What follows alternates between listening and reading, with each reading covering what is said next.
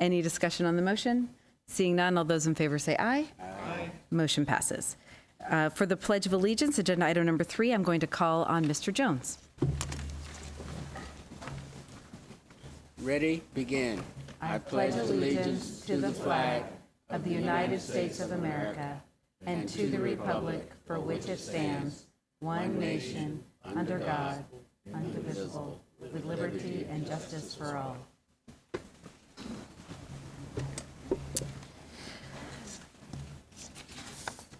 So now to my president's report. Good morning, everyone. First, I would like to welcome to the board Adria Jenkins-Jones, who's the acting director of the California Department of Human Resources. Ms. Jenkins-Jones has 27 years in state government, including several positions at the Department of Finance, and I know she'll be a terrific addition to this board.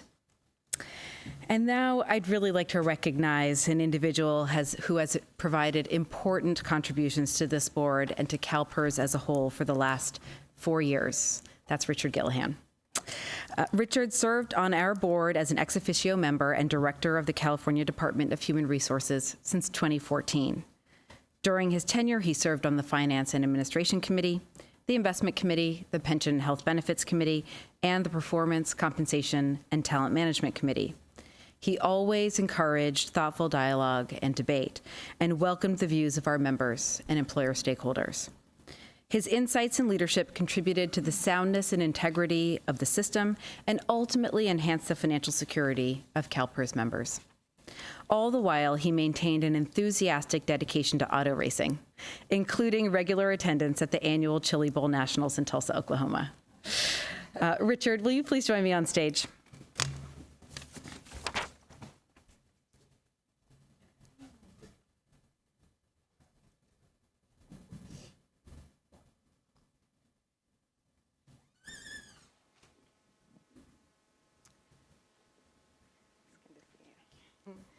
So as is our custom, the CalPERS board would like to present you with this resolution in appreciation of your many contributions and outstanding service to the system. We wish you all the best in your new position at the Department of Finance. And I think I mentioned a few of the things already in my opening statement, so I'm not going to go ahead and read that resolution. But we are going to take a brief break for refreshments to recognize Richard's contributions. I don't know if you have anything you'd like to say before we do that, please. I don't know who's going to regret this more, me or you guys. No, I'm just kidding.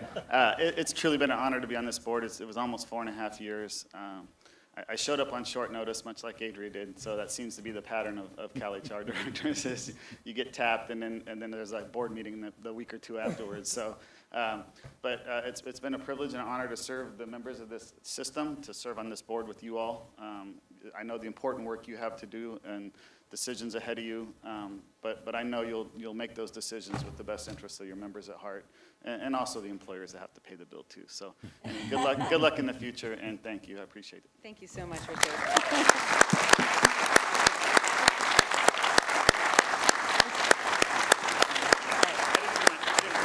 You didn't bring your glasses, so you can't read the small text. It is about you. It's all positive. So we're going to now take a break for about 15, 20 minutes. We'll come back at, let's say, 9:20. The next order of business is the Chief Executive's report. Ms. Frost. Thank you. Good morning, President Mather and members of the board. I'll start this morning's report by also expressing appreciation for Richard Gillihan and for his years of service to the members and to this board.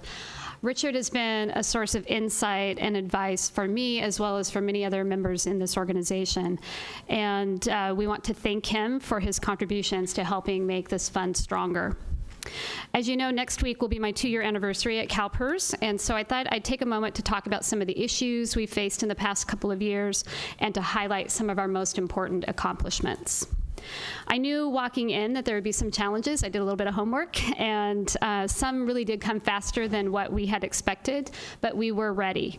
With this board's help, along with the talented team that we have throughout CalPERS, we have tackled those challenges head on, and we're in a better place today because of it.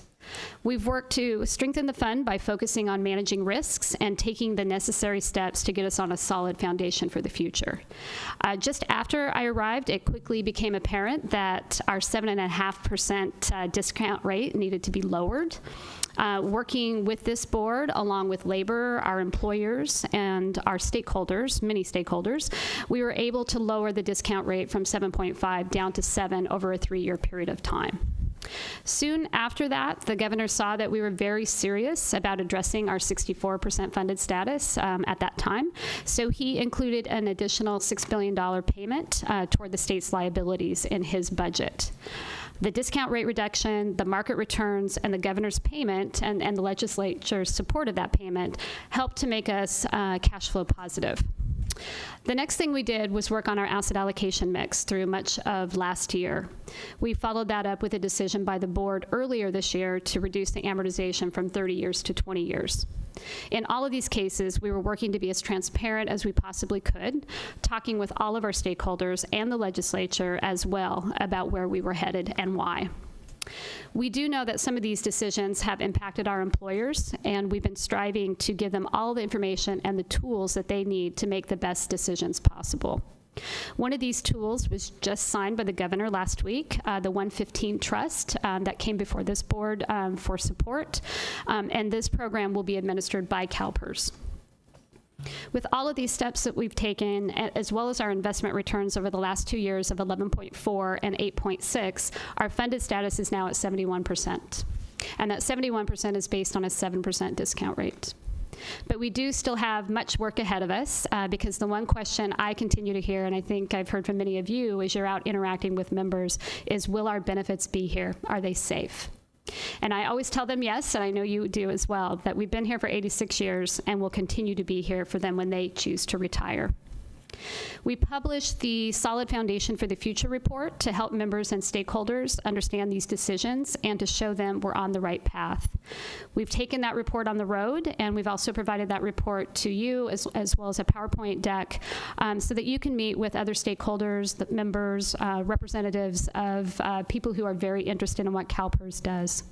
For employers, we know their concern is affordability. We hear that from them just as loudly as we hear from the members about whether their benefit is safe. So we've been working steadily to help them understand the costs of the benefits and to plan their budgets accordingly. This information is really important to them as they're looking at their single-year and 5-year budget planning. For example, earlier this year, we hosted a webinar on managing the cost of unfunded actuarial liabilities. And we kind of laugh at this a little bit, but it was one of the most highly watched webinars we've ever produced. And I think that gives you an indication of where the employer's concerns lie. We've also taken steps to do our part to run the system as efficiently as we possibly can.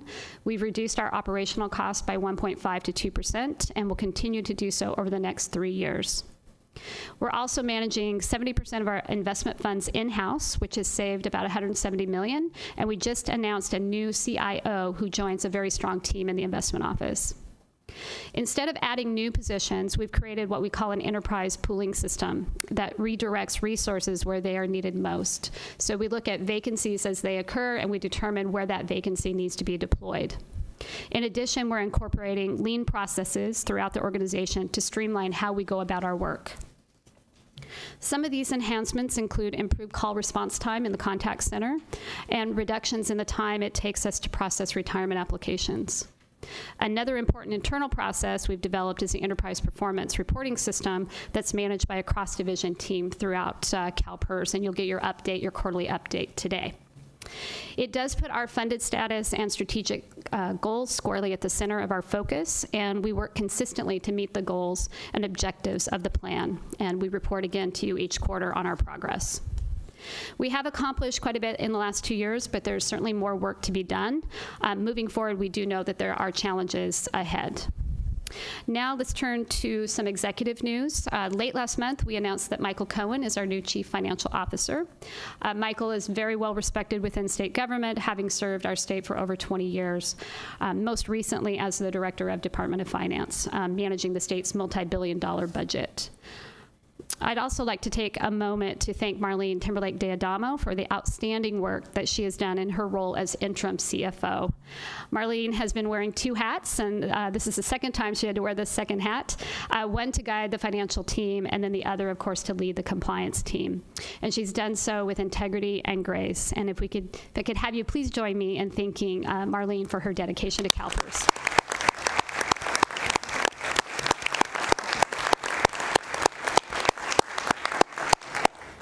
On Monday, we also announced Ben Ming as our new Chief Investment Officer. Ben is well-versed in CalPERS systems, having spent 7 years on our investment team from 2008 to 2015, first as a part of the fixed income team and then as Chief Investment Director of Asset Allocation.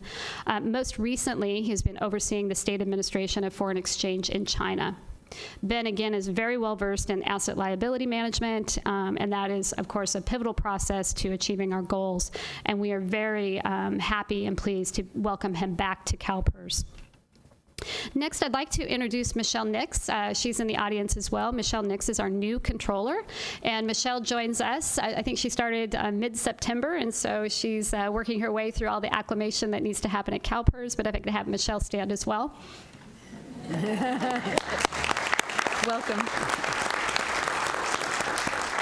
Thank you, Michelle. In Monday's investment committee, you heard a detailed report on proxy season efforts. In anticipation of the report that was given to the board, we shared these accomplishments with several media outlets who did follow up to conduct interviews with much of the team. As a result, the news coverage provided a picture of the efforts we've made with the companies we invest in over the last year, including our position on board diversity, board quality, and executive compensation.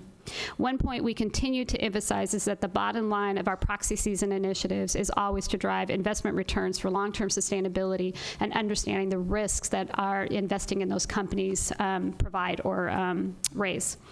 I'd also like to mention, moving on to health, I'd also like to mention open enrollment this month since we're in the midst of it. Members have until October 5th to select their health plans for 2019. One of the new resources available is the mobile experience. You got to see a demo of that yesterday. And judging by the volume of completed transactions thus far, which are up compared to this time last year, these new resources are being well utilized. I do want to encourage all of our members covered by the health plans to carefully read through this year's materials so they can make the best choices for themselves as well as for their family members. Health plan statements and all open enrollment information is available in the members' My CalPERS accounts now, and remember that the new premium rates and plan changes would take effect on January 1 of 2019. Another newly developed resource I want to highlight is the digital version of our Perspective newsletter. If we can get a screenshot of that.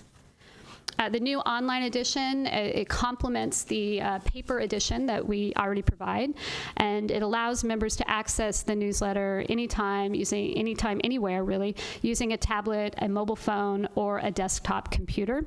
It includes all of the information from the latest print edition, but also provides members access to additional news published in our 2 previous issues this year. A beta version of Perspective was launched earlier this month, and we're inviting members to give us feedback. Based on the experiences they share, we'll make ongoing improvements to enhance our delivery of relevant news and information to the membership. The last resource to mention is the completion of the public agency valuation reports that are now also available on our website. In addition to the state and school valuations that were published last month, the actuarial team has completed nearly 4,000 of these reports overall. This represents a significant effort for the team each year. Now that these are completed, all of our employers will have online access to their annual valuation reports to help plan their budgets for the upcoming year. I'd like to thank Scott Tarando and our actuarial office to all their hard work in completing the reports on time again this year. And I also want to remind our employers that our actuaries are happy to help you. They can help explain the reports and provide any assistance that you may need. Moving on now to visits with stakeholders and pension partners around the country for this last month. Earlier this month, I had the opportunity to address delegates of the Retired Public Employees Association during their biennial General Assembly in Southern California. There were about 200 members in attendance who were glad to hear about the work we've been doing to strengthen the fund. I'd like to also extend a congratulations to Al Darby, who has been elected as the new RPEA president. That was followed by a visit to the Council of State Governments West annual meeting. I was pleased to be invited by California Assemblyman Ken Cooley, who is from the Sacramento area. I was asked to speak on a panel about innovative, data-driven strategies to help sustain public pension funds. My fellow panelist was an individual named Greg Menace, who works for Pew Charitable Trusts. In addition to talking about the decisions we've made to strengthen the fund over the last few years, I also highlighted our risk management practices, including our asset liability management process and our enterprise performance reporting system. And then a few days later, I addressed attendees of the National Conference on Public Employee Retirement Systems, CalPERS. There were about 150 in attendance, all focused on the same thing, and that was public pension funding and the challenges facing public pension systems. I was pleased to be a part of that conference and to interact with other pension leaders, including Dana Dillon, who is at our sister system across the river, who moderated the panel. And now I'd like to switch gears quickly to focus on a number of internal efforts we're working on, ultimately to improve service to our membership. The first is our employee engagement survey, which we'll be sending out for the second time in early October. The first survey we did was in 2017, which received a 70% participation rate, and it helped to establish our baseline measures and highlight really what we needed to focus on. We'll continue to survey our team members annually to give every employee a voice in the organization and how the organization is run, and to make sure that we're collecting that data on a regular basis so that we can act appropriately. The survey, again, will be administered by an outside third party, McLean & Company. Let me also remind you about our 19th annual education forum taking place next month. So mark the date, October 22nd through the 24th in Indian Wells. We are expecting a record turnout. We have more than 900 confirmed registrations already. And this is a great opportunity for us to interact with employers at all levels, help to build really important relationships, and to ensure that they return home with the solutions that they came for. And then finally, we held our annual all-team event called CalPERS Live earlier this month. Each year, we take time to highlight accomplishments in the organization and talk about our priorities going forward. The theme this year was Serving California Together, and each presentation highlighted the fact that we are one team at CalPERS engaged in the mission and working together to serve our members. We also highlighted some of the stories of the members we serve, and I'd really like to share one of those with you today. It is the story of Marvin Hatchett, who's a school security guard at Woodrow Wilson Middle School in Pasadena. If we could roll that video.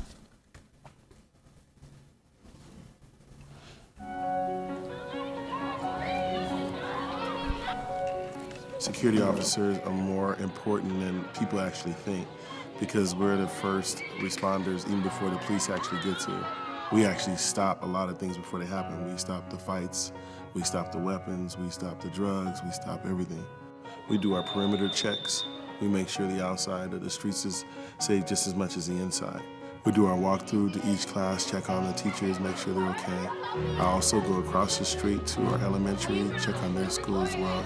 People may think we just walk in and not doing, but we're actually walking and looking and observing and seeing which kid is sitting by themselves or which kid is having a problem, because that's the kid that can come back and, be very upset at a whole bunch of people. And so we have to look out for things like that.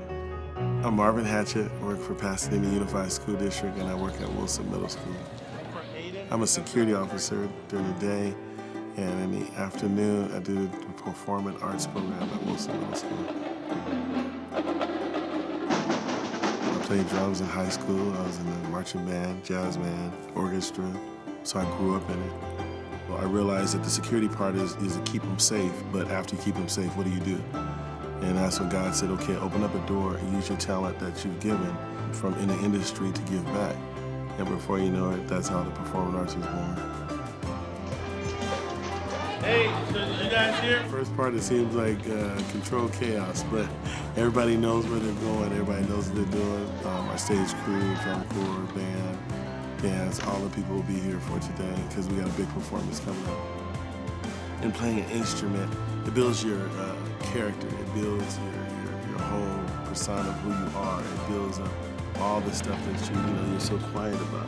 Even as a listener in music, you hear it and you get into it. When you're playing it, it takes you to another place that may have an opportunity to let things out that you just want to let out.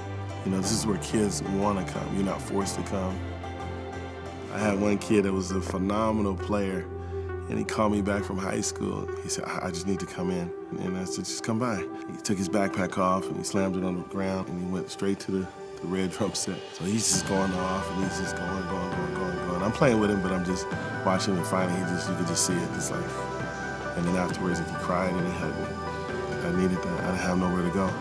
I thought I was gonna, go into something that was gonna be bad. And that's why our program is more to just playing, more to just drums. And you can see it in them when you see it out there. And if each one teaches one, it's true and it spreads. It's gratifying to take your gift that God has given you and give it to someone else and see the growth of it. A good day on a job is like sending a student home with a smile on their face and knowing that that student accomplished something for the day and they had a good day. That's what's important, being a life toucher.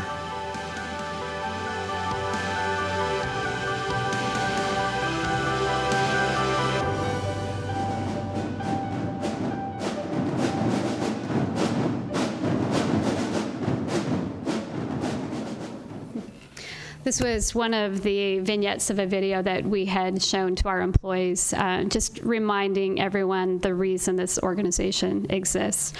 We also like to end our all-employee event on a high note with our annual music video, which I would like to share with you now. It does give you a flavor of the wonderful and talented people we have working here or who choose to work here at CalPERS. So if we could roll that video as well.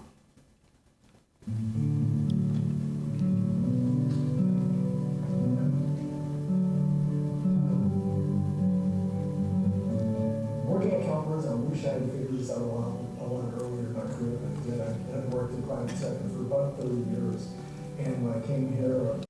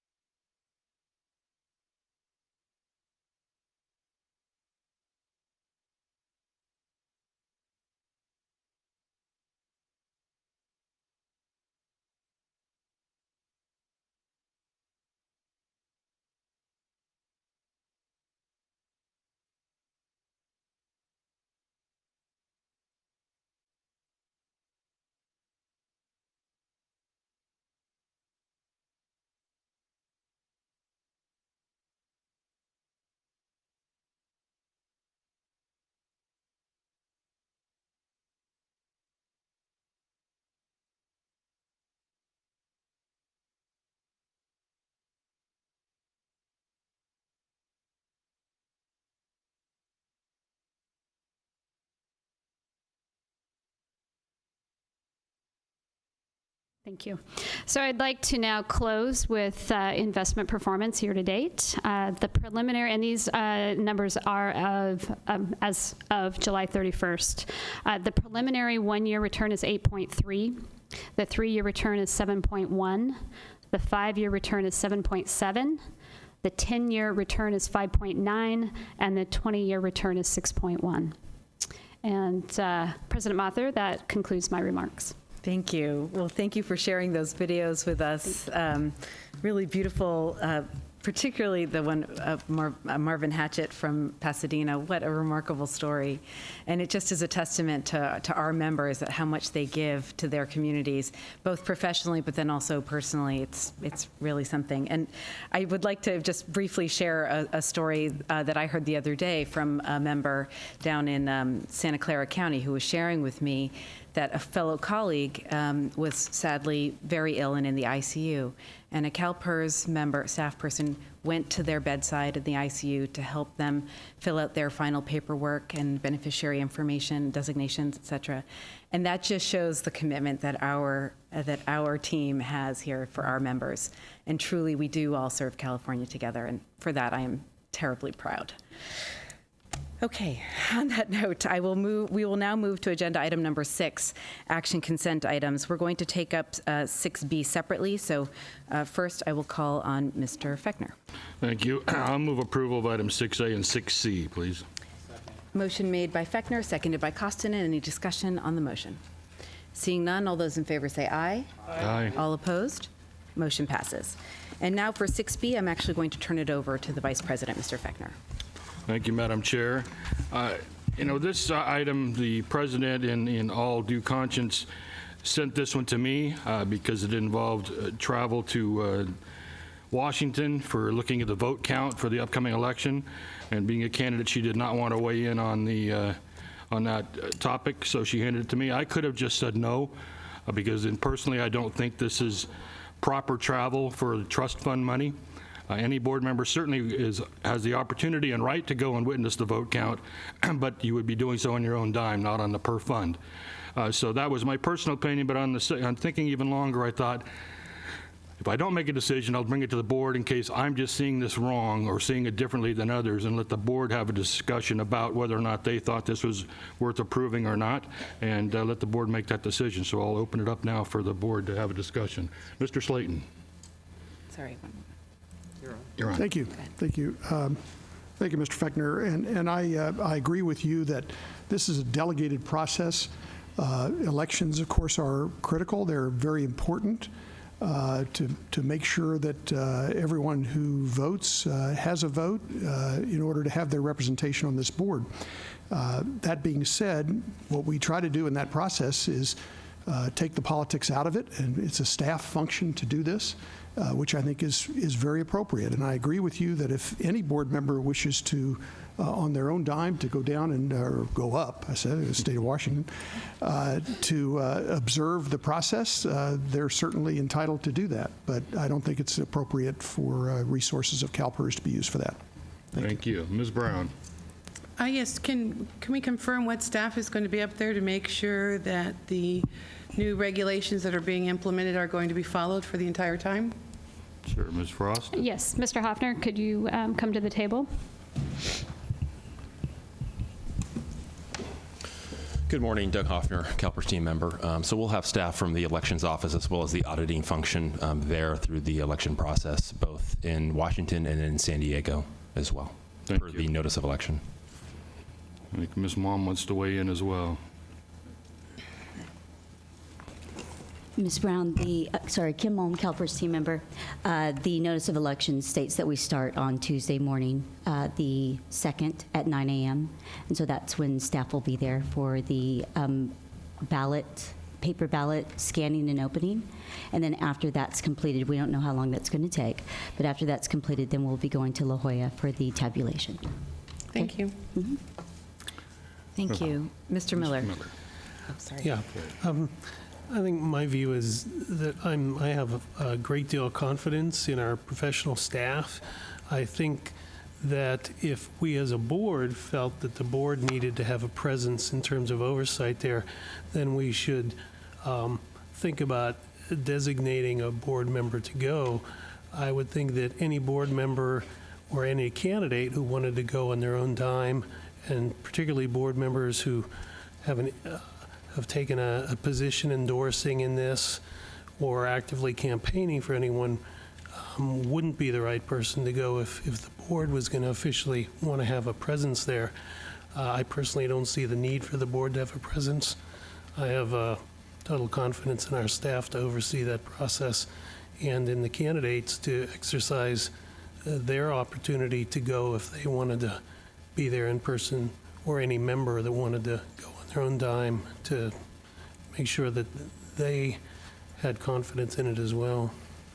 Thank you. Ms. Brown again? Yes, I just wanted to be sure that the public knows that last year as a candidate, I flew up with my own funds to the counting place and to IVS, and I was appalled at what I saw, and there was no security, no process, and no CalPERS staff there. And so I had grave concerns about what was going on with the vote counting, because it was not being done in public the entire time for the entire 30 days. So as a board member now, I'm very concerned about the count being true and correct, and that they're following the procedure, because we clearly were, in my opinion, violating the Constitution at the last election, and that's why I wanted to go. If staff's going to be there and do that, that's fine, but I still would like to go as a board representative that's not running for any office this time around. Thank you. Mr. Jones? Yeah, thank you, Mr. Vice President. Yeah, I think, many times we approach these kind of issues where we've delegated to staff the responsibility to carry out a function, and then we tend to try to ease back in and try to usurp some of that delegated authority. And my view is that if you find that a delegated authority issue surface, then I think the first step is to bring that attention to staff and let staff have an opportunity to correct it if it's a problem. But I don't think we should have a delegated authority process and then make decisions about, interfering with that process on a case-by-case basis. Thank you. Ms. Taylor?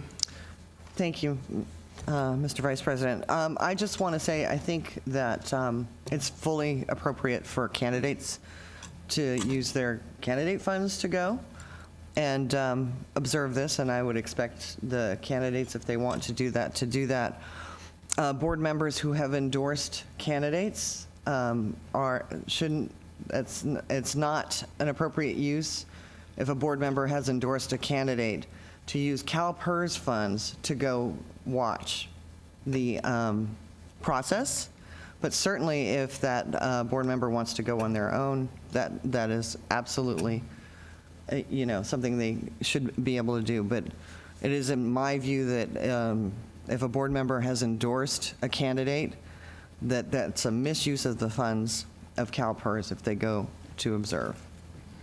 Thank you. Seeing no other requests, I'll leave it open now. If a board member wishes to make a motion to allow this to happen, we can do that. If not, it dies for lack of a motion. Mr. Slayton. There's two other requests. Mr. Slayton. Oh, sorry. You got to click him on. Oh, sorry. Excuse me. So you're saying if we have no motion, it dies for lack of a motion? At this point, we're going to have to make a motion on, because there's more than one travel. There's Mr. Chung, Ms. Brown, and Ms. Hollinger. I thought we approved the other two. Pardon? We didn't? We have not approved any of them yet. So I move that we approve 6A and 6C. No. Excuse me, I'm sorry. It's on item 6B. Yeah, John, the treasurer's travel and Ms. Hollinger's travel. All right, there's a motion on the board made by Slayton, seconded by Costigan, to approve Mr. Chung's travel to attend Value Edge Advisors Forum, and Ms. Hollinger to attend the ICGN network meeting. Seeing no discussion on the motion, all in favor say aye. Aye. Opposed, no. Motion carries. Seeing no other requests, I turn the gavel back over to the president. Thank you very much, Mr. Fechner. Okay, that brings us to agenda item number 7, the information consent items. I've had no request to pull anything off of consent. So that brings us to agenda item number 8, the committee reports. And first, I will call on the chair of the Investment Committee, Mr. Jones. Thank you, Madam President. The Investment Committee met on September the 24th, 2018. The committee approved Agenda Item 6A to adopt the findings of the California Public Divest from Iran Act and Sudan Act to eliminate the identified companies that do not meet the criteria for consideration. The committee received reports on the following topics: Supplemental Income Strategic Asset Allocation Implementation Update, the Real Assets and Global Fixed Income Annual Program Reviews and Consultant Reports, the first reading of the review of the investment policy updates, the CalPERS Consultants Public Fund Universe Comparison Reports, and the Corporate Governance Update, proxy voting, share owner campaigns, and corporate engagement.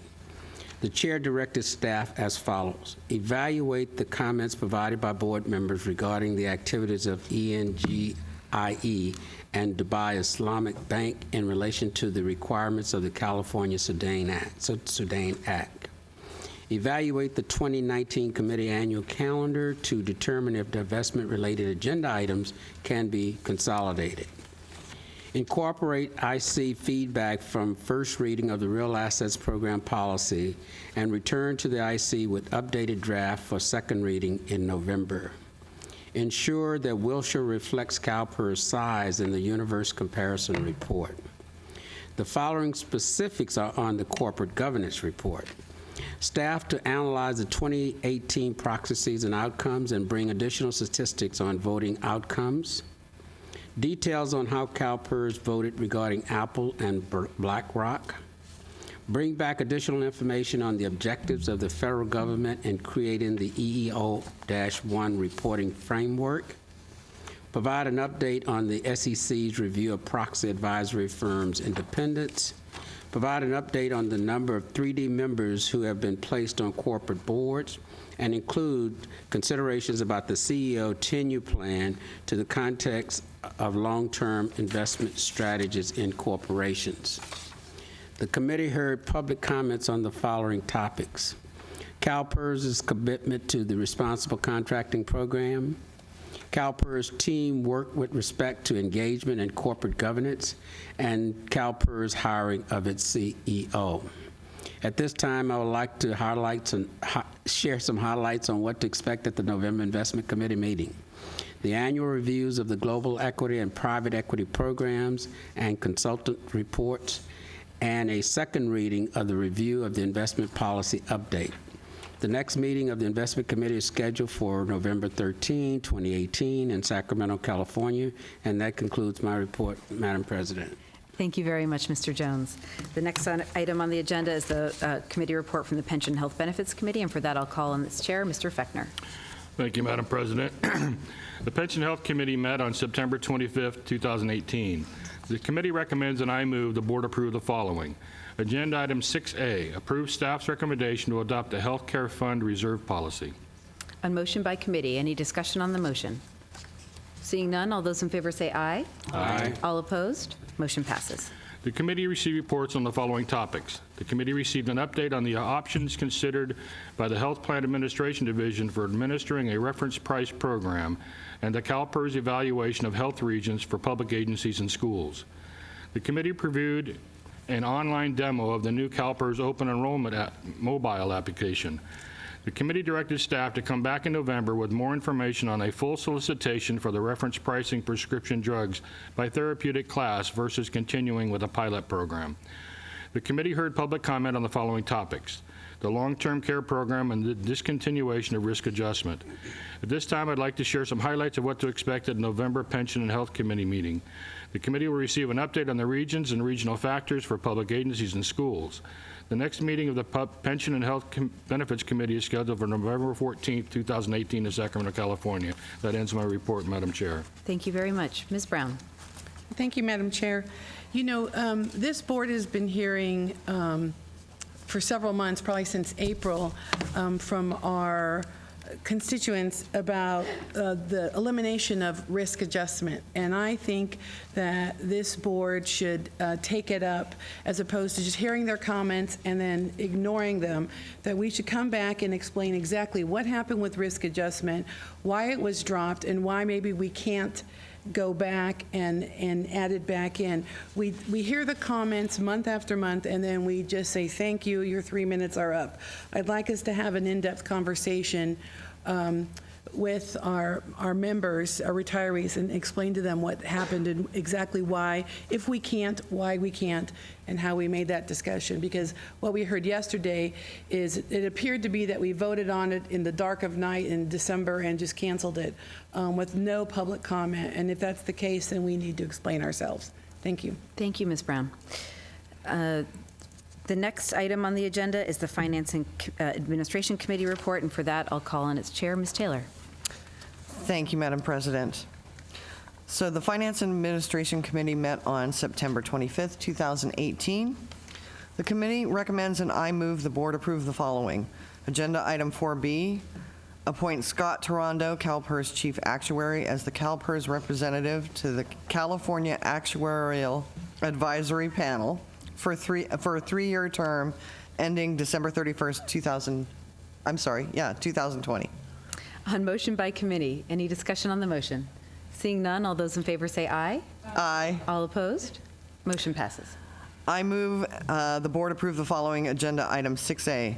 Approve the final proposed regulation establishing criteria to define a significant increase in actuarial liability due to increased compensation paid to a non-represented employee as specified in Government Code Section 20791. On motion by committee, any discussion on the motion? Seeing none, all those in favor say aye. Aye. All opposed? Motion passes. Thank you. The committee received reports on the following topics: reporting on participating employees, annual actuarial valuation terminated agency pool, proposed revision to the amortization policy regarding a financial necessity. It was the first reading. Annual discharge from accountability for uncollectible debt. The chair directed the staff to continue to work on the proposed revisions to the amortization policy regarding the financial necessity with respect to a turnaround time or turnaround times and/or creating a visible chart and reassessment concerns. The committee heard public comment on the following topic: proposed revision to amortization policy regarding a financial necessity, first reading. And at this time, I'd like to share some highlights of what to expect at the November Finance Administration Committee meeting: the 2018-19 basic financial statements, the first reading of the 2018-19 mid-year budget revisions, and the second reading of the proposed revisions to the amortization policy regarding financial necessity. The next meeting of the Finance and Administration Committee is scheduled for November 14th, 2018 in Sacramento, California. Thank you. Thank you very much, Ms. Taylor.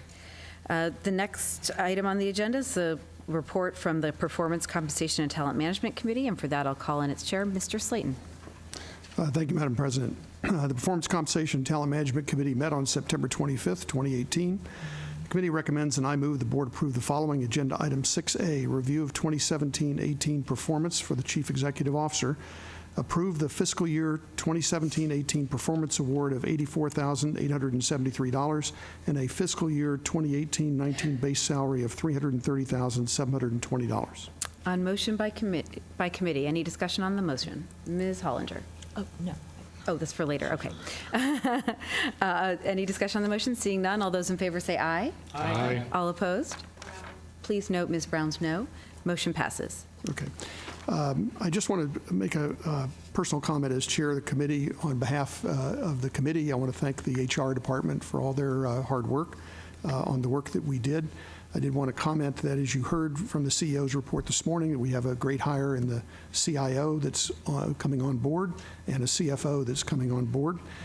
So I think the committee feels we have the right team here and that we're very excited about our future going forward in serving our members and retirees. The committee heard public comment on the following topic: timeliness of board meetings and notification for meeting start times. Neil Johnson, SEIU 1000. This time, I'd like to share some highlights of what to expect at the November Performance Compensation Talent Management Committee meeting. The board's primary compensation consultant, Grant Thornton, will present information and recommendations for a pay philosophy discussion for the investment management positions covered by the board's compensation policy for executive and investment management positions. The next meeting of the Performance Compensation and Talent Management Committee is scheduled for November 14th, 2018 in Sacramento, California. Thank you, Mr. Slayton. The next item on the agenda is the Risk and Audit Committee report, and for that I'll call on its chair, Ms. Hollinger. Thank you, Madam Chair. The Risk and Audit Committee met on September 25th, 2018. The committee recommends, and I move, the board approve the following. Agenda Item 6A, Office of Audit Services Charter Revision.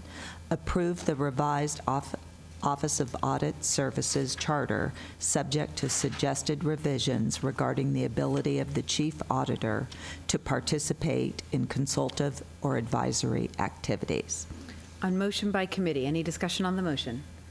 Seeing none, all those in favor say aye. Aye. All opposed? Motion passes. The committee received reports on the following topics. The annual compliance report that highlighted ECOM ethics and compliance program initiatives for inclusion in the comprehensive annual financial report. Strategic risk measure tolerances, which was an update from the June committee meeting and included the suggested tolerance levels for the strategic risk measures. The chair directed staff to revise the Office of Audit Services Charter to reflect the ability of the chief auditor to participate in consultative or advisory activities. At this time, I would like to share some highlights of what to expect at the November Risk and Audit Committee meeting. The Independent Auditor's Report for fiscal years 2017, 2018, the review of the Independent Auditor's Management Letter, and the finalist selection for the Independent Financial Statement Auditor. The next meeting of the Risk and Audit Committee is scheduled for November 14, 2018 in Sacramento, California. Thank you, Ms. Hollinger. For the next agenda item, the committee report for the Board Governance Committee, I will call on its vice chair, Ms. Hollinger. Thank you. The Board Governance Committee met on September 24th, 2018. The committee recommends, and I move, that the board approve the following. Agenda Item 6A, approve the revised draft policy for handling harassment allegations against board members as presented in the agenda item, with the following amendments as approved in committee. Page 1, Section 3, add excluding the president and vice president. Page 2, first paragraph, replace may with shall, and Page 4, restore removal or suspension from a committee assignment, and revocation of board member privileges, add removal or suspension from leadership roles on committees, and strike temporary termination of a board member's travel privileges as repetitive. A revised version of the policy with these changes indicated in red ink is included for the board's consideration. On motion by committee, any discussion on the motion? Mr. Jones? No, not on the motion, just have a comment Okay, afterwards. at the end, okay. Any discussion on the motion? Seeing none, all those in favor say aye. Aye. All opposed? Motion passes. The committee heard public comment on the following topic: the process for handling harassment allegations against board members. The next meeting of the Board Governance Committee is scheduled for December 18th, 2018 in Sacramento, California. Thank you very much, Ms. Hollinger. Mr. Jones? Yeah, thank you, Madam President. Yes, at the Risk and Audit Committee, I raised the question about having a discussion about the establishment of an Inspector General for CalPERS, and it was not appropriate to add it to the Risk and Audit Committee. The members felt that it was more appropriate to be at the Board Governance Committee, so I'm requesting that that be added as an item for discussion in December. Thank you. We will take it up. Okay. Okay, that brings us to agenda item number 9, action agenda items. Before I go to the committee, I just want to note for the committee that we have received a new respondent's argument, a late filing on item 9A23, but that, as I understand it, that does not change the recommendation of our independent counsel. So now on agenda item 9A, proposed decisions of administrative law judges. Mr. Fechner. Thank you, Madam Chair. I move that the board schedule agenda item 9A1 for a full board hearing as argued by staff. On motion by Mr. Fechner, is there a second to the motion? Seconded by Ms. Taylor. Is there any discussion of the motion? Seeing none, all those in favor say aye. Aye. All opposed? Motion passes. I move that the board adopt the proposed decisions of agenda items 9A2 through 13 and 15 through 26 as the board's own decisions with the minor modifications argued by staff to agenda items 9A8, 9, 17, 20, and 23. Is there a second to the motion? Motion seconded, made by Mr. Fechner, seconded by Ms. Taylor. On the motion, Mr. Miller. Yeah, I would like to ask that we pull number 10 and consider having that, I guess, do I need to make a motion? We can take that up separately We'll after. Take that up separately. Yes. Okay, so then the motion is 9A2 through 9, 11 through 13, 15 through 26, with the minor modifications on several agenda items. Any further discussion on the motion? Seeing none, all those in favor say aye. Aye. All opposed? Motion passes. Now, Mr. Miller, did you want to make a motion on number 10? Yes. Move we remand that for taking of further evidence. Is there a second to the motion? Motion made by Miller, seconded by Brown. Mr. Costigan. I'm sorry. This isn't the other cases I deal with. Typically, we give direction further evidence for what? I mean, do you want to hear the case, or is it, if you're going to remand it back, we need to get some guidance as to what type of evidence you're looking for? Yeah. But yeah, what type of evidence? Because just a remand back to staff for further evidence doesn't give them direction because they've already heard the case. I would support you if you want to hear the case, but I'm not sure a remand back to staff for further evidence without direction as to what it is you're seeking gives enough direction. Yeah.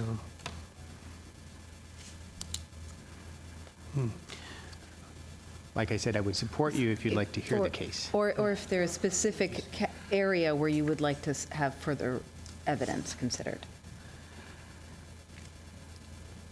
Yeah, I'm a little bit at a loss in terms of, I think if I could amend my motion to hearing the case. I think this case. I'll second. Okay, so a motion has been made to take up agenda item 9A10 that as for a full board hearing. It was made by Mr. Miller and seconded by Mr. Costigan. Is there any discussion on the motion? Seeing none, all those in favor say aye. Aye. All opposed? Motion passes. I move that the Thank board you. remand agenda item 9A14 for the taking of additional evidence regarding whether staff has met its burden in this case. Is there a second to the motion? Motion made by Mr. Fechner, seconded by Ms. Taylor. Any discussion on the motion? Seeing none, all those in favor say aye. Aye. All opposed? Motion passes.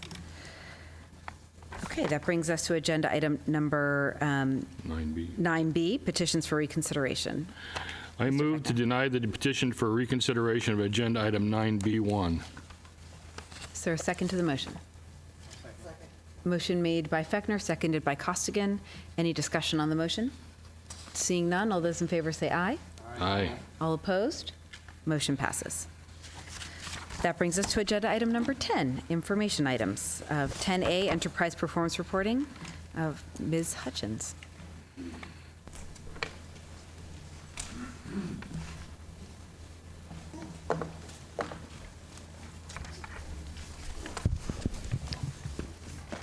Good morning, Madam President and members of the board. Sabrina Hutchins, CalPERS team member.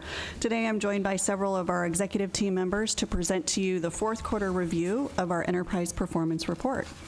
This report reflects the final quarter of the first year of our strategic plan, and you have received prior reports in November, March, and most recently, July.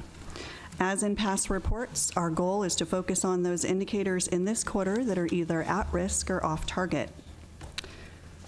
A little background before we jump in. The framework that this system works within aligns back to our foundation. That captures our mission, our vision, and our values. And the simplest terms represents who we are and what we want to achieve. This includes our strategic plan goals and our operational outcome measures, which highlight our high-level expectations. Depicted on this slide is a high-level visual of our enterprise performance management system, which involves the development, implementation, monitoring, and reporting, as well as ad hoc refinements of performance metrics in support of our mission. The intent of this system is to reinforce CalPERS' desire to be transparent and accountable in support of our goals, objectives, and operational expectations.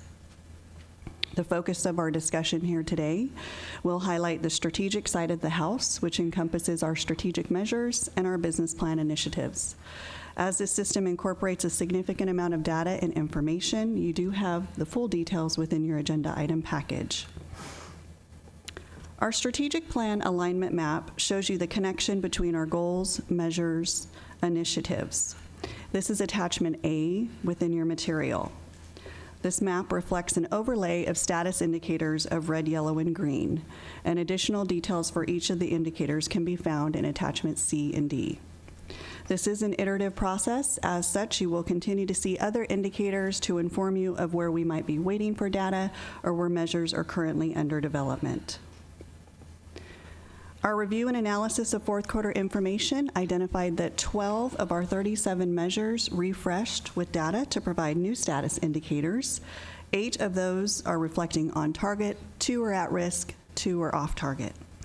Those indicators in the green are related to the 1-year total expected fund volatility, access to care, diabetes self-management, and the self-reported overall health status, as well as benefit payment timeliness, customer satisfaction, and the reduction of our external investment managers. We will discuss those items in yellow and red in just a moment. Of the 37 business plan initiatives, the majority of those are tracking in the green. 1 is at risk, 1 is off target. You will also have an update related to our Information Security Office indicators within closed session today. So as our members of the executive team speak to those measures that are off track or at risk, they will provide you information regarding the root causes for those status, as well as constraints and any mitigation strategies currently underway. Keep in mind, this report is a reflection of data as of June 30th of this year.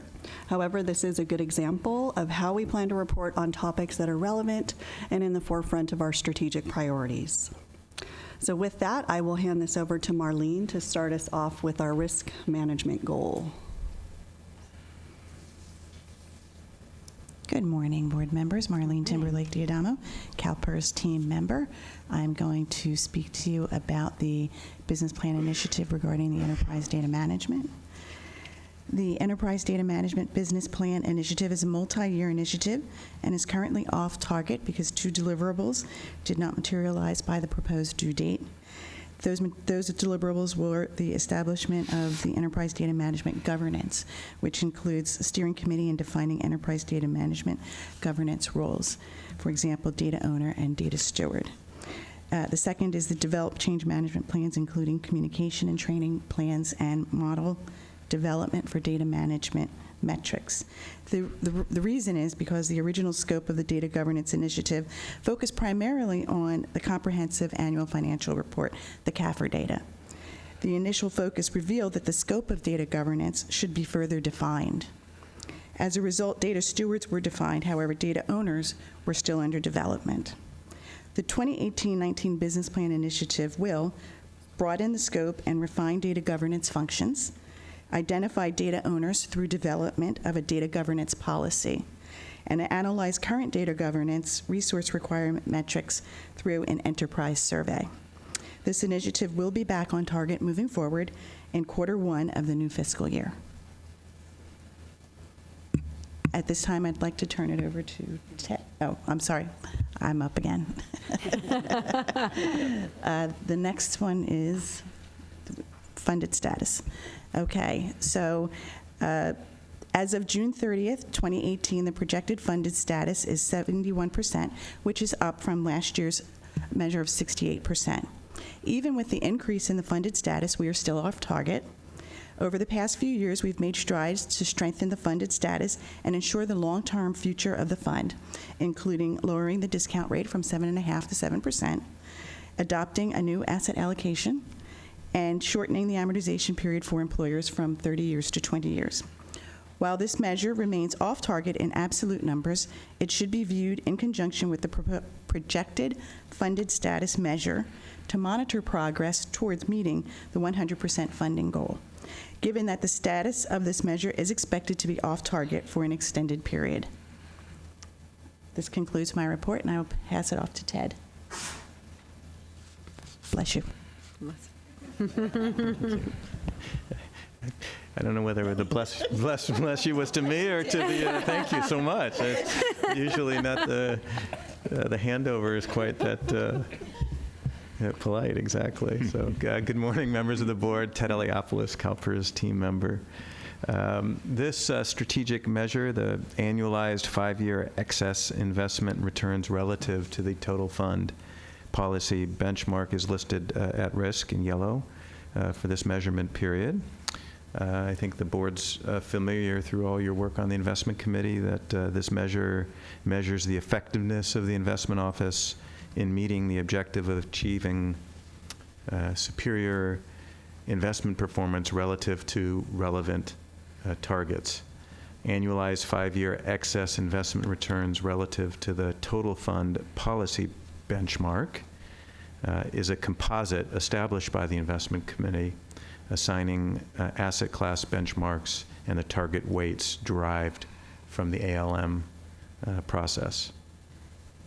The measure directly maps to our investment beliefs regarding accountability for long-term returns and the importance of asset allocation determining both risk and performance.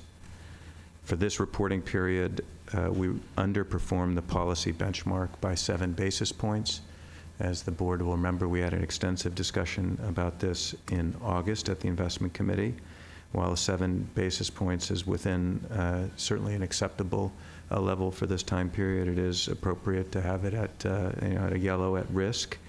I would note that in absolute terms, this 5-year net return of 8.1% does exceed our assumed rate of return. Why at risk? We covered this in August. For this particular 5-year period, underperformance relative to the policy benchmarks for our private equity and real assets program underperformed for that 5-year period, highlighting some of the challenges that we face identifying appropriate benchmarks for the private asset classes. More importantly, I think we discussed in August that as part of the performance attribution work that we've been doing quite extensively over the last few years, we will be looking at the sources of active risk within the entire investment portfolio and bringing back to the investment committee a review of the active risk positioning of the different components of the total fund.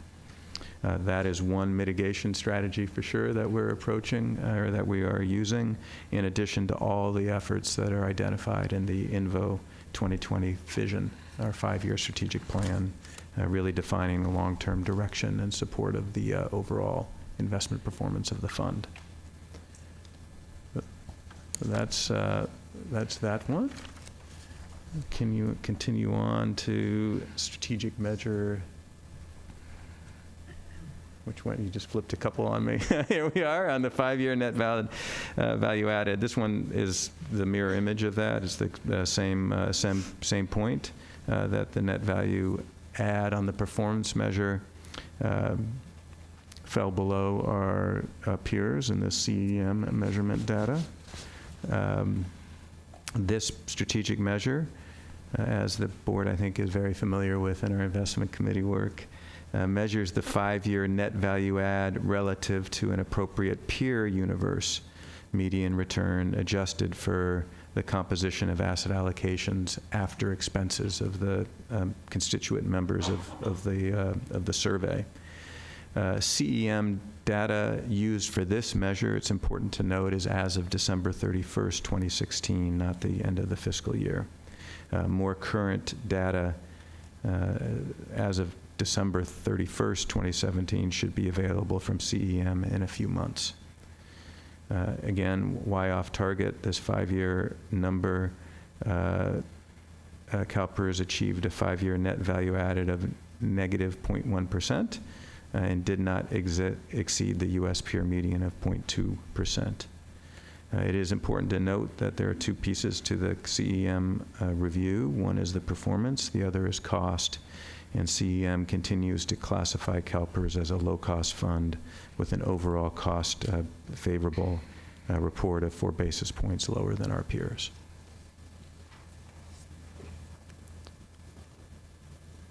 Next. External manager monitoring expectations and reduction strategy. Here, this is in yellow. I'm not concerned about this one at all. We postponed one tactic 2.2 of this very important work on external manager monitoring. In this one, it really was focused on reviewing our efforts with our strategic partners to enhance their governance and protocols regarding ESG implementation. I decided in particular to give Beth Rickman, our new head of sustainable investments, a little time to really assess this project. So we just moved it forward to the this next reporting period, so she has some time to assess it and bring back her ideas.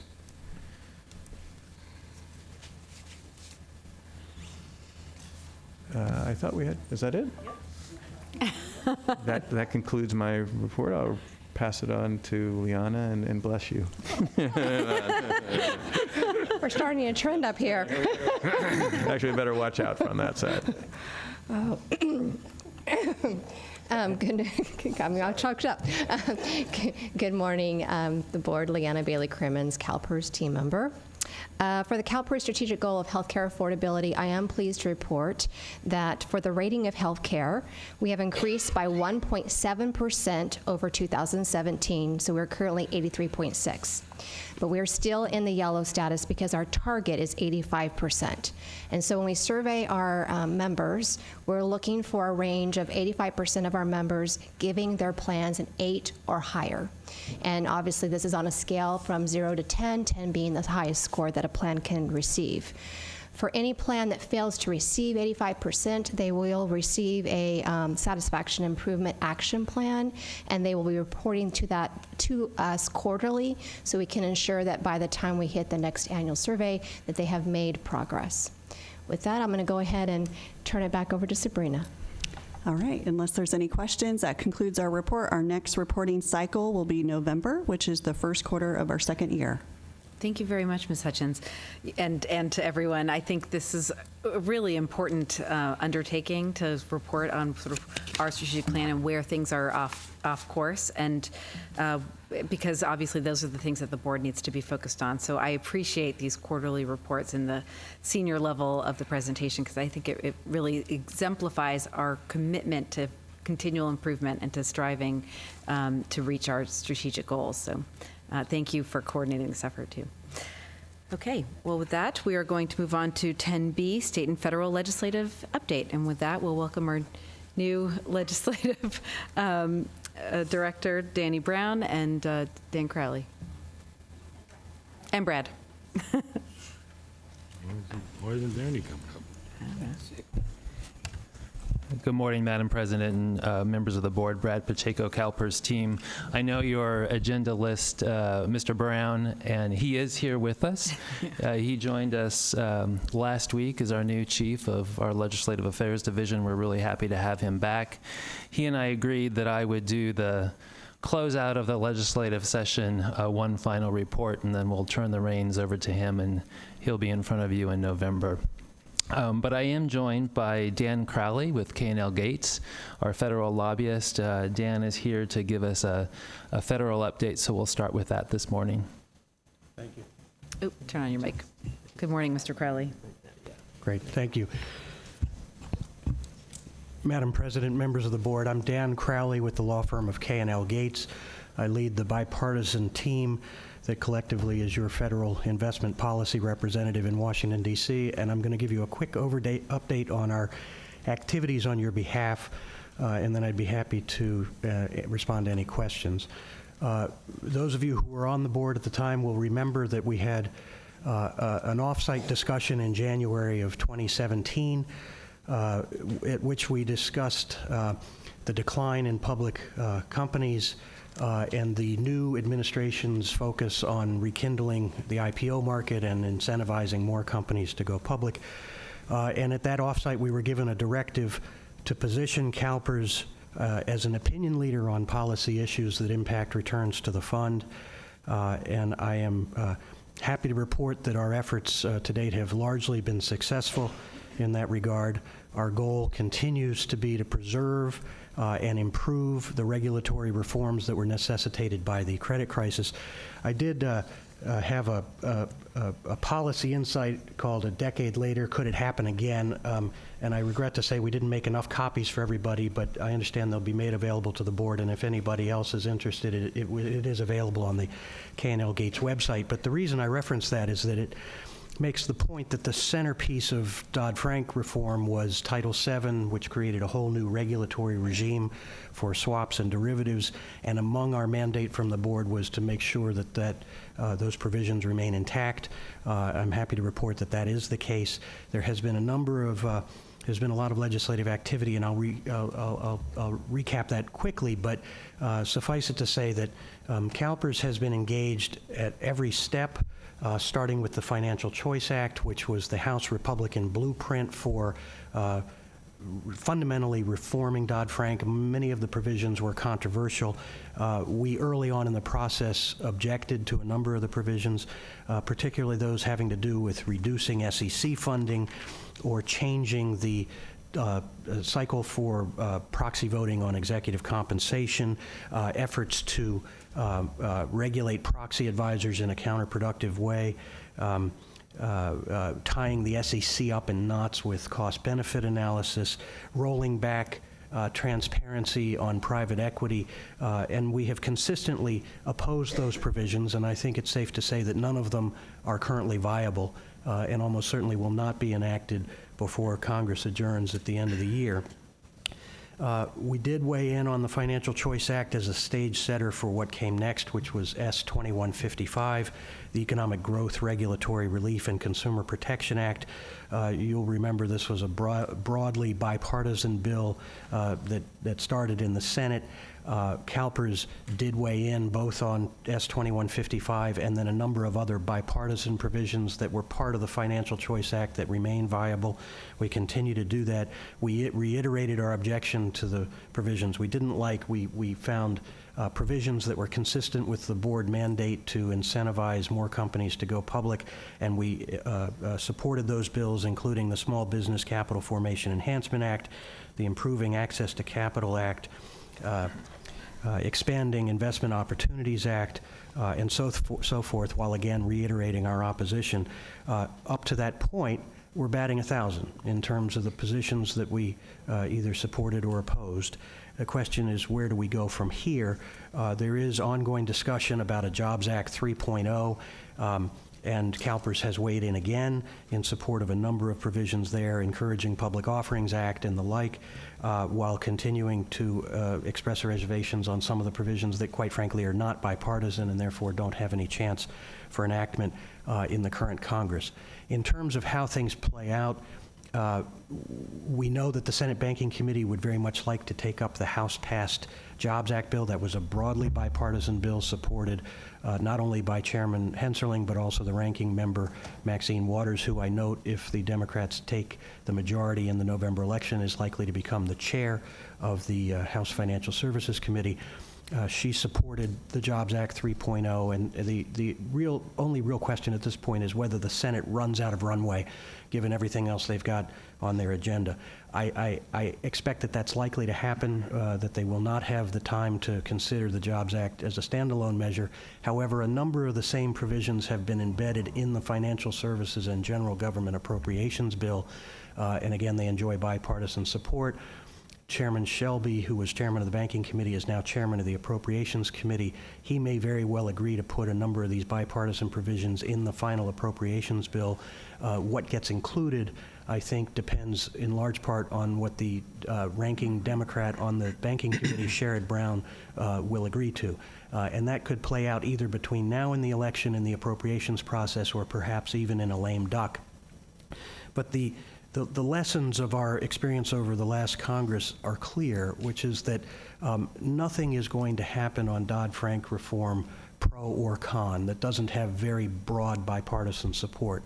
And I think through the board directive and the activity that we've worked on both internally and externally, led by the very capable Gretchen Ziegler, who has been sort of the hub on the wheel to coordinate resources internally and externally, you are in an ideal position regardless of the outcome of the next election. I think going forward, these issues will continue to be debated.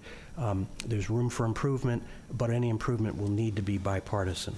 Let me also just say it's great to see Danny Brown back on the team. I think he's a seasoned professional that will help take your advocacy efforts to the next level. I've been asked to give a very quick recap on tax policy. There was a bill last year, the Tax Cuts and Jobs Act, which was partisan. It's controversial. Republicans in the House are seeking to make a number of the provisions permanent, particularly the individual rate reductions and truly controversial things like the state and local tax deduction. They have passed that through the Ways and Means Committee. We expect it to pass the full House between now and the election.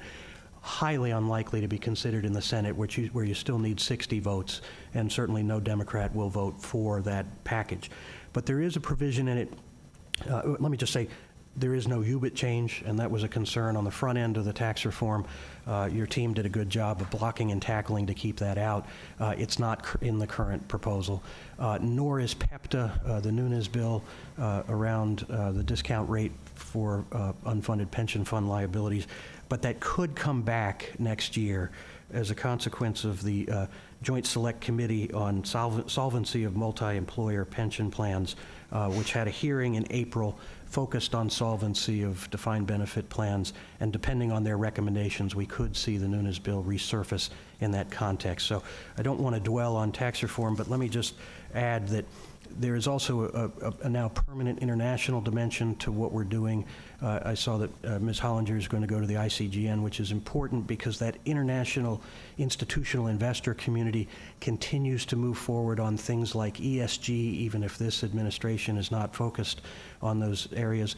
In Europe, I note that the European Commission has proposed requiring ESG considerations by asset managers as a fiduciary obligation. And Europeans tend to be 2 or 3 years ahead of us on these things, but that all continues apace regardless of what this administration may be doing on climate change or ESG more generally. And then finally, let me just say that the international regulatory regime is made increasingly complicated by Brexit, which will be final at the end of March in 2019. And then I think coordinating between the international regulators, who of course have a direct impact on the domestic regulators, will become a three-dimensional chess game as we sort out the UK's role in the New World Order. But I'd be happy to stop there and respond to any questions. Thank you very much for your report, Mr. Crowley. Ms. Taylor. Yes, thank you. Thank you very much for the report. It was very inclusive of everything. So I wasn't aware that some of this Dodd-Frank revisions were not going through, so that's good news. What I wanted to know, though, is a lot of the agencies are pulling back, like they're ordering the SEC to pull back rules, and other agencies. If you could kind of give an outline of what what impact those have on us. Sure. First of all, I didn't mention most of the regulatory things. Of course, there's a lot going on there and a lot of blocking and tackling that is going on. And I should have mentioned that the SEC is having a roundtable on the proxy voting process on November 15th. And we've talked to Gretchen and Danny about having a CalPERS board representative there. So we do continue to engage on the regulatory front. Let me answer you by, again, referring to the alert a decade later, could it happen again? Because in this piece, we make the point that during the 2016 election, Republicans generally and President Trump in particular ran on a platform of repealing and replacing Dodd-Frank. Clearly, they had the ability to do that, controlling both houses of Congress and someone who would sign their legislation. Interestingly, they did not do that. Instead, the president issued an executive order early in 2017 directing Treasury to promulgate a series of reports which have now been completed. There have been 4 reports, starting with depository institutions, asset managers, insurance, the last one was fintech, and sort of a catch-all, that are, objectively speaking, very good reports. They're accurate, they're thoughtful, they're not partisan, they point out problems that need to be corrected, but notably they do not advocate repealing and replacing Dodd-Frank or making fundamental changes to any of the core provisions in Dodd-Frank. I mentioned Title VII, the new derivatives regime. They recommend some tweaks around the edges, but no one is talking about revisiting Title VII because I think there's bipartisan implicit acknowledgement that that reform was necessary because of the bipartisan policy failure a decade before in the decision to exempt swaps from regulation in the Commodity Futures Modernization Act of 2000. The other thing that it doesn't do is reintegrate the consumer protection function with the bank regulatory function. The CFPB or the BCFP, whatever they're calling it these days, is here to stay. And so I think there's implicit bipartisan acknowledgement that Dodd-Frank is the law of the land, but frankly, they revisited every law from the 1864 National Bank Act through Sarbanes-Oxley in 14 months. And both Chairman Dodd and Chairman Frank have publicly said repeatedly, there's no way to do that quickly and get it all right. So there will be a need to address unintended consequences and to continue to revise these rules probably for the foreseeable future. Okay, great, thank you. Thank you very much. Ms. Paquin. Thank you, Madam President. Thank you for the report. Can you give us a little bit more background and color on the SEC's roundtable on proxy advisors coming up in November and what you think may come out of that? Yeah, that's a very good question. Quite frankly, what we're seeing, and this relates back to the board offsite about the desire to see more publicly traded companies, is that on the issuer side, led by our friends at the Chamber and the National Association of Manufacturers, the Business Roundtable, there is an unfortunate vilification, if you will, of institutional investors as the reason why people don't want to go public. And they blame the proxy voting process, they blame proxy advisors, they blame ESG, none of which is accurate, of course. Companies are no longer going public because they don't have to. If they can raise as much money as they need from private equity and do so in the shadows without the scrutiny and governance that goes with being a publicly traded company, that's what they're going to do. But this proxy advisory roundtable, while it is focused on the plumbing of the proxy process, I think is a very important discussion about the critical role that institutional investors play in the corporate governance process. The providers of capital should not be vilified for companies not going public, and that's what's happening. And so I'm hoping that this roundtable will be an opportunity to start setting the record straight. The National Association of Manufacturers has created a group called the Main Street Investor Coalition. I'm fairly certain there are no Main Street investors involved with it. It's simply an effort to push back on institutional investors. Now, the proxy roundtable, I think, is going to be mostly about the plumbing, the voting process, who votes, how is it recorded, that sort of thing. But there will inevitably be a discussion around the role of proxy advisors and the important role that institutional investors play in corporate governance. And I think we should take that as an opportunity to start putting our side of the story on the record. Thank you. Thank you very much. Any further questions for Mr. Crowley? Seeing none, I thank you very much for being with us today. Thank you. Okay, that brings us now, state Just a legislation. few comments, Yes. Madam President, and thank you, Dan, for being here. As you know, the legislature wrapped up its second year of its two-year session on the 31st. The governor has until September 30th to sign or veto any legislation that would take effect on January 1st, 2019. I am pleased to report that the governor has signed two of the board's sponsored bills.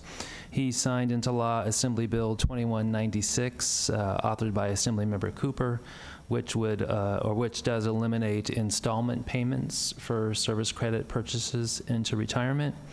And he also signed Senate Bill 1022 by Senator Pan, which shortens our contracting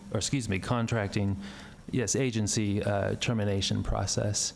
We're still waiting for him to review and look at Assembly Bill 2415, which would give this board a salary setting authority over a chief health director and a chief operating officer. Other bills, Ms. Frost mentioned that the governor signed Senate Bill 1413 by Senator Nielsen, which creates the California Employers Pension Pre-Funding Trust Program. Did want to mention that the bill also contains a general fund appropriation of nearly $700,000 to CalPERS for startup costs. And I did want to recognize and thank Dylan Gibbons with the Special Districts Association, because he brought this forward and has spent a lot of time moving it to this point. There are a couple bills that would affect CalPERS that still remain on the governor's desk. That includes Assembly Bill 1912, so this would be the JPA bill that we've been talking about during the legislative session. Assembly Bill 1597, that's Assemblymember Nazarian's bill that would require us to divest from any investment vehicle issued, owned, controlled, managed by the country of Turkey, or the government of Turkey. And then there's also Senate Bill 826, which we require publicly held corporations to add additional female directors to their corporate boards. And then Senate Bill 1124, we've mentioned this before, it's authored by Senator Leyva. It would require the former employer of a retiree whose monthly benefit is reduced because an audit of ours found an error to be responsible for any benefit overpayment and future payment. So those are bills that we're continuing to watch. We are working with our program areas within the organization to develop proposals for the 2019 legislative session, and you'll be seeing those brought forward by Mr. Brown and the team in November and December for your review. So that concludes our report. Thank you very much, Mr. Pacheco. Mr. Costigan. Thank you for the thorough report. I just want to note, I know it's a bill we're not tracking, but does have an impact. Do you have an update on SB 656 Morlock? Yeah, I'm sorry, I overlooked that. Senate Bill 656 is still with the governor and still on his desk. Okay, thank you. So we're just monitoring that. Thank you. And just for the audience, remind us what 656 is. So that allows a member of the judge's retirement system that's age 60 or older with a minimum of 5 years of service, or who accrues a minimum of 20 years of service, to leave the bench and to elect to receive a monthly defined benefit allowance. Okay, thank you. Yep. Any further requests to speak? Seeing none, I thank you very much for your report, Mr. Pacheco. And that brings us now to agenda item number 10C, summary of board direction. I recorded two requests. The first was to determine what and how we can communicate the decision on the elimination of risk adjustment to interested stakeholders. And then the second is to work with the governance chair for a December agenda item on the concept of an inspector general. Yes, that's what I had as well. Thank you very much. Okay, that brings us to 10D, public comment. I have one request to speak. Neil Johnson, if you'd please come forward. Take a seat to my left, identify yourself and your affiliation for the record, and you'll have 3 minutes to speak.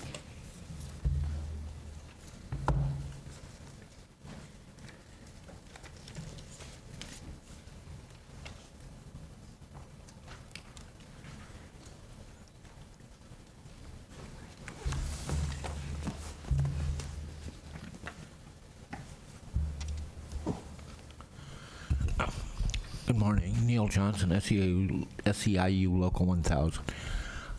Yesterday at the Performance Compensation Talent Management Committee, I made a public comment which was memorialized in the notes today. But what I failed to do was give credit where credit is due.